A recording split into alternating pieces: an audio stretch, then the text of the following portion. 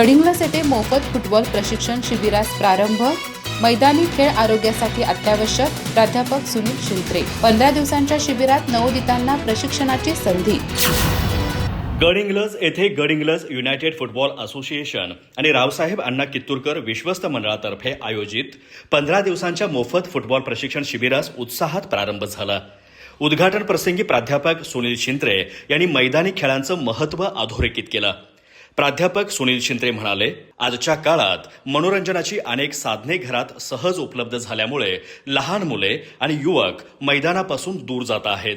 यामुळे नव्या पिढीमध्ये तंदुरुस्तीचे प्रश्न निर्माण होत असून चांगल्या आरोग्यासाठी मैदानी खेळ आवश्यक असल्याचं त्यांनी स्पष्ट केलं. फुटबॉलसारख्या खेळांची शतकांची परंपरा असून युनायटेडतर्फे वर्षभर विविध उपक्रम राबवले जातात. त्याचा नवोदितांनी लाभ घ्यावा असं आवाहनही त्यांनी केलं.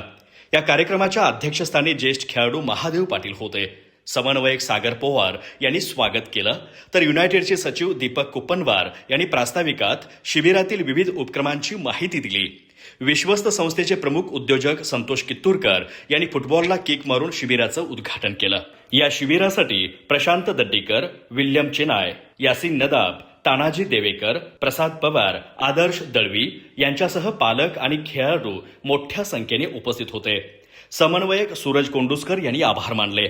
पहिल्या दिवसातील उत्कृष्ट प्रशिक्षणार्थी म्हणून अहमद शेखने, आयुष पाटीलने, अर्श भोसलेने तर वरद गुरवने कामगिरी बजावत शैक्षणिक साहित्य देऊन त्यांचा गौरव करण्यात आला. अधिक माहिती आणि ताज्या घडामोडींसाठी आजच आमचे चॅनल सबस्क्राईब करा.